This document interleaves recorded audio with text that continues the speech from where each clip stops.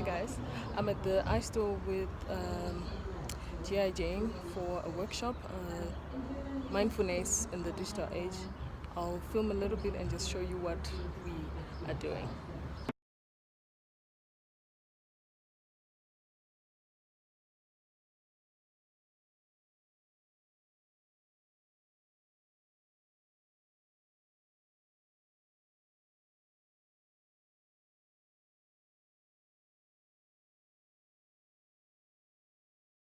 I own the Durban franchise, I do that as well.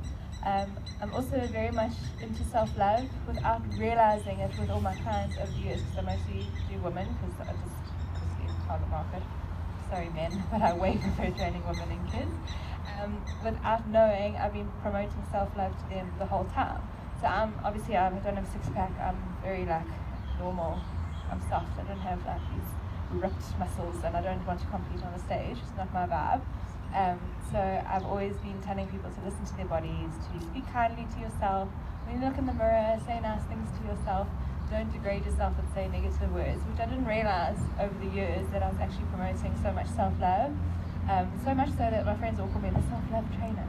So last year something happened with a friend of mine, and basically through that I've created a self-love e-course. And the name is just bizarre. I'll have to email you all the stories, it's so long. But it's called Unselfishly Me, which isn't that what we should be striving for, to live an unselfishly me life. It should be about yourself. You should be the first person you think of and the most important person in your life. So I have that course that I do, and from there I now do retreats in Durban, in the Midlands. It's not very far for you to drive, guys. Cape Town people, sorry. But so I do retreats, so the whole weekend is all about being unselfishly me, and I teach you all about self-love and tips and things like that. But also, the whole lesson is that if you want to come to get away from your family and just come and read your book and drink wine by the fireplace the whole weekend, yes, and not even take part in the other stuff, I'm so down for that, because it's all about teaching you to not feel guilty to be yourself and to do what you want to do, which I think everyone feels guilty. So that's another part of that. And then from that, I've now launched a podcast called Unselfishly Me. So I interview different people about their self-love journey and just all self-love, self-care, everything. And I also teach kids yoga, which is my favorite, because they literally meditate and listen, and it's so cute. And then I do a blog as well, so it's all about wellness and health and wellness. So that's basically who I am. So today's talk is all about mindfulness and wellness in the digital age, because obviously everything is like an app these days. So I'm just combining the two. It's meant to be mindfulness in the digital age, but for me, wellness is such a part of that as well. So for me, everyone thinks there's only physical wellness, but I like to think there's physical wellness, mental wellness, and emotional wellness. So physical is obviously what we do physically, working out. And then mental wellness for me is about self-love, and it's all about social media and guarding yourself against all of that toxic comparison, and just your mental health in general. And then emotional wellness is, for me personally, I think it's all about guarding your mental wellness and your boundaries with family and friends and things like that, because I think that's a huge thing, boundaries. Like, none of us actually have that waxed. We might have someone that triggers us and we can't say no to them. And for me, emotional wellness is part of that. So for me, there's 3 parts of wellness. So I know you probably won't shout out the answers, but I wanted to ask, what does wellness mean to you? Does anyone actually want to give their interpretation of wellness? Yes? Yes. So it's like aligning everything with it. What's physical, emotional, spiritual, and physical? Yes. So for me, I like to ask, what does mindfulness mean to you? And I'll answer it for you. But I wanted to say, is this something that you think only yoga people do? Because everyone is quite resistant to mindfulness and meditation and things like that. And I've been told, no, that's what yoga people do. I'm like, it's not actually what yoga people do. It's obviously started that way, but meditation has so many benefits that we don't think about. Like, it increases your productivity, it drops your stress levels. For me personally, if I have 5 minutes and I do a 5-minute meditation, I feel like I've had a 30-minute nap. Like it's just clearing your mind, and it's not like some hippy dippy thing that only yogis do. And I think that's what I want to try and bring it and make it more accessible to people. Like obviously I'm not a hippie, like, so if I'm telling you all about this stuff, it is kind of mainstream. Like, I have purple hair, so I'm not very mainstream.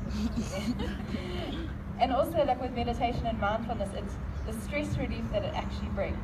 Like a 5-minute meditation, which let's be honest, we all have 5 minutes. We say we don't, but we do. If you make tea or coffee in the morning, while that tea bag is brewing, you could literally sit on the floor, put on your app, and literally do the meditation. And then you're like, oh, my tea's ready. Done. So it brings about such stress relief. That's why I like to do it in the morning. It sets up your whole day. Or if you can't sleep, if you go to sleep at night, it's amazing. And I added this in after the Durban one. And I just wanted to say mindfulness is everything that you consume. You don't think about it every day, but everything that you do, it's your surroundings. So being mindful of where you are, what's happening. I mean, like, this is incredible. I can't believe this is Joburg. We're in the heart of Sandton, and it's like so peaceful and amazing. So your surrounding is people that you surround yourself with and you interact with. It's the thoughts that you're having every day, which are mostly negative. It's your actions, your food, and your exercise. So mindfulness, look at it as a whole. Don't look at it as mindfulness is meditation. It's being mindful of everything that you consume. Food, friends, places, spaces, everything. So it's everything you see, hear, touch, and taste. So if you're making a mindfulness journey, which you should all start little bits each day, just be mindful of everything around you. So you should be mindful of your feelings, your thoughts, what you eat, how you move, how you do that. And then for me, self-love is part of wellness and mindfulness. Putting yourself first and looking after yourself is a huge part of it.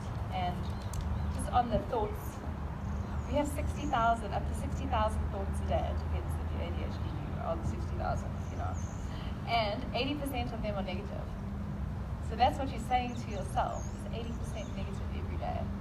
So it's important to actually realize that, and when you start hearing yourself saying those negative things to yourself, switch it with a positive. So if you hear yourself saying something negative, change it to a positive. And then every day, slowly, your 80% will come down to 20% with this pray. So just be mindful of that and change that for your mental wellness. Another good tip is to set reminders in your phone, like we do for everything else, and little compliments for yourself. So 10 o'clock, you're amazing.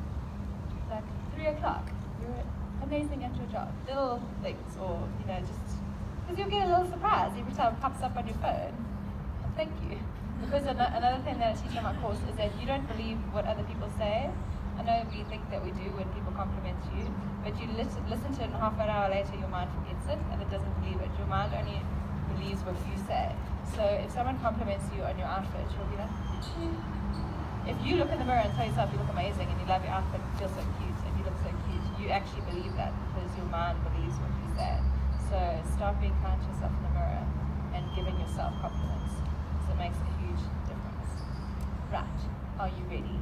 So, I mean, half of you might have already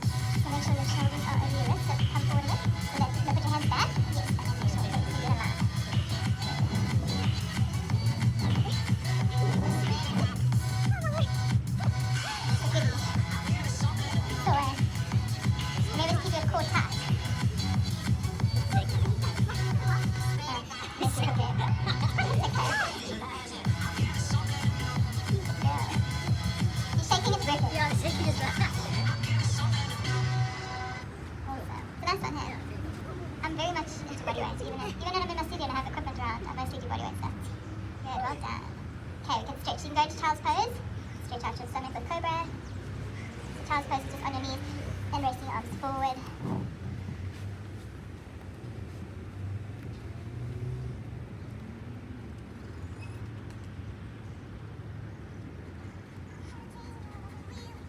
Okay, we're going to just do some stretches. So you're going to come forward, sitting on the ground with one foot forward, other foot into it. I'm just sitting on the plane at this point, so don't bring so you're going to be in a figure 4, leaning forward, holding where you can. I don't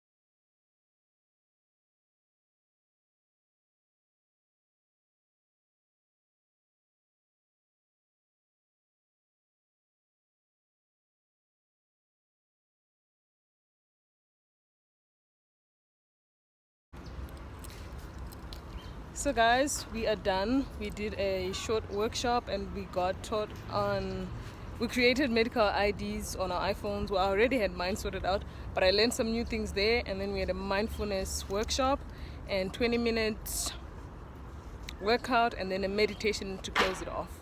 And now we are off. It's a beautiful day here in Sandton. You can see that. And I'm gonna have a nice healthy breakfast because I need to be mindful of what I eat. See you in the next one. Bye.